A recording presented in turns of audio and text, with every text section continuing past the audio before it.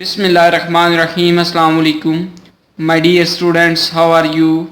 I hope that you are fine. Dear students, my name is Arslan Abad and welcome to my YouTube channel Math Forward. Students, आज हम 11th year mathematics FSC ICS और FA के students के लिए chapter number 1 जो हम discuss कर रहे हैं वो है हमारे पास नंबर सिस्टम। हमारी एक्सरसाइज 1.3 के ऊपर डिस्कशन जारी है। आज क्वेश्चन नंबर 4 है हमारे पास, prove that z conjugate equal z if z is real. कहता है जी हमने क्या चीज़ साबित करनी है कि z कॉन्जुगेट इक्वल, ये z के ऊपर बार है, इसका मतलब है z कॉन्जुगेट इक्वल है z के।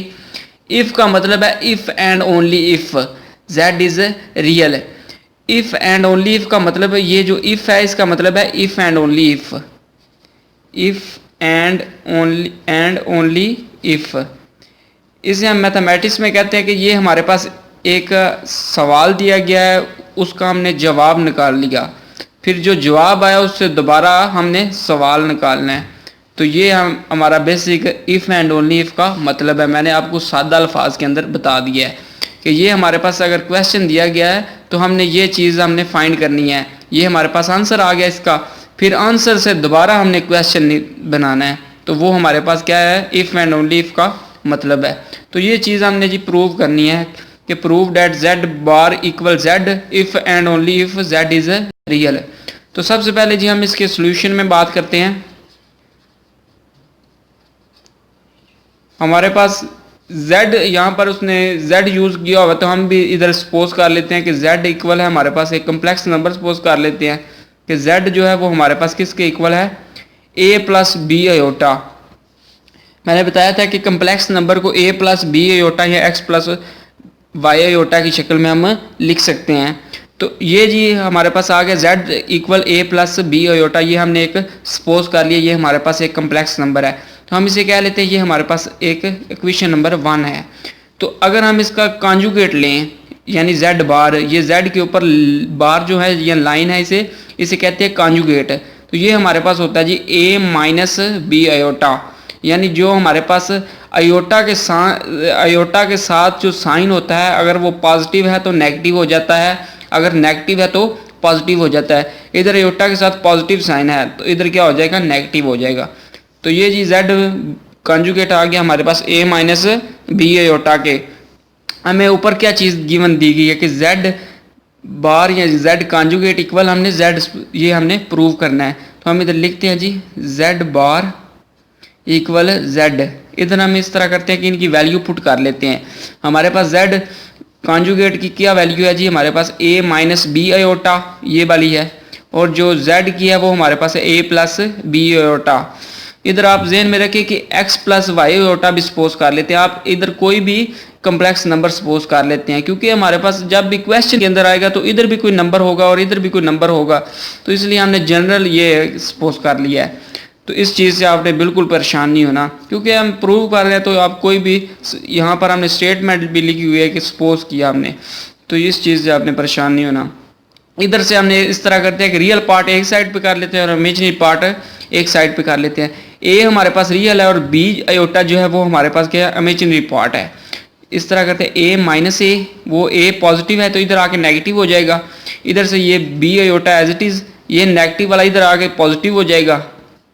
इधर से पीछे क्या रह गया जी, a माइनस ए 0 आ गया। इधर से जी 2b अयोटा आ गया। इधर से मैं आपको एक कंडीशन बताता हूँ कि 2b जो है वो कभी भी 0 नहीं होना चाहिए, 2b नॉट इक्वल टू 0। अगर ये 2b यानी 2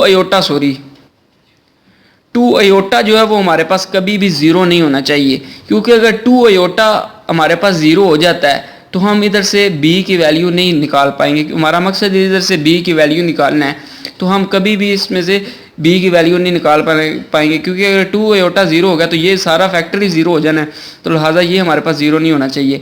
हम इस तरह कहते हैं 2 अयोटा को इसके नीचे डिवाइड कर लेते हैं। इधर ये आपस में मल्टीप्लाई हो रहे हैं तो इधर आगे डिवाइड हो जाएंगे, तो पीछे क्या रह गया, पीछे इधर b रह गया। तो ये हमारे पास आ गया 0 इक्वल b हमारे पास क्या आ गया जी, 0 के इक्वल आ गया। हम इस तरह करते हैं, ये जो b का आंसर आया b इक्वल 0, हम इस तरह करते हैं कि इक्वेशन नंबर 1 में पुट कर देते हैं। हम इधर स्टेटमेंट लिखते हैं put value of be in equation 1। ये जो हमने ऊपर इक्वेशन 1 बनाई है, हम इसके अंदर बी की वैल्यू पुट कर देते हैं। तो हम इधर ये पुट करते हैं बी की वैल्यू, तो हम देखते हैं क्या चीज़ आती है। इधर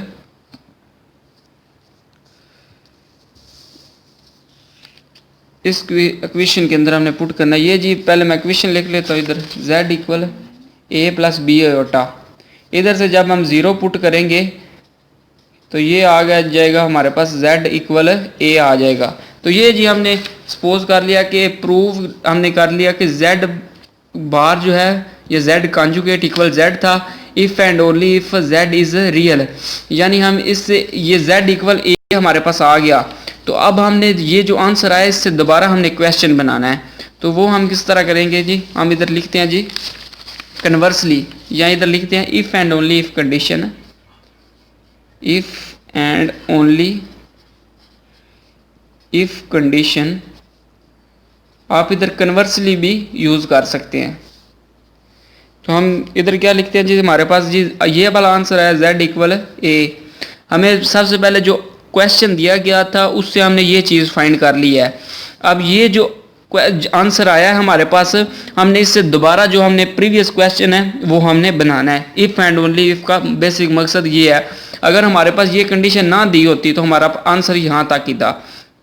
अब हमें ये वाली कंडीशन दी गई है तो हम आगे भी करेंगे, हम दोबारा क्वेश्चन बनाएंगे।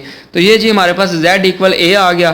तो इधर से हम करते हैं कि अगर इसका कॉन्जुगेट ले, z बार इक्वल आ गया a का कॉन्जुगेट, इसके ऊपर भी कॉन्जुगेट आ गया। तो कॉन्जुगेट के अंदर मैंने बताया था कि जो हमारे पास अयोटा वाली होती है उसका बस साइन चेंज होता है, यहाँ जहाँ पर हमने यूज़ किया इधर, यानी a माइनस बी अयोटा हो गया।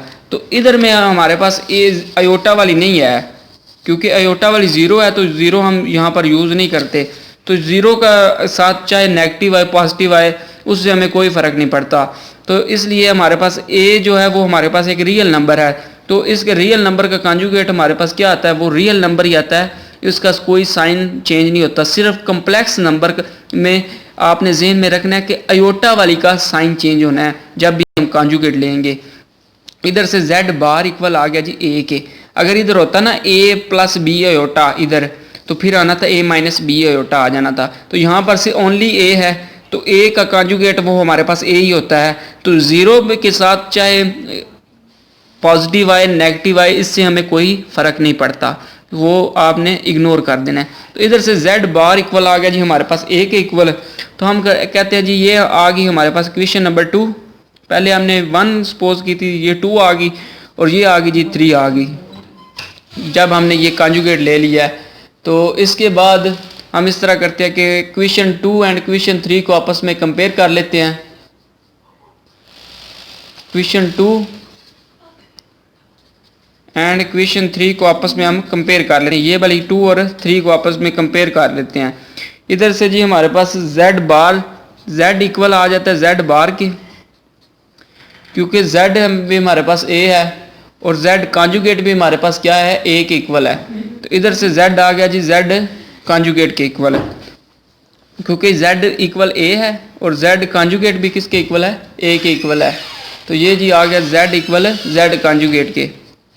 तो ये चीज़ हमने प्रूव करनी थी जो ऊपर हमने क्वेश्चन में दिया गया था, तो z कॉन्जुगेट इक्वल z के।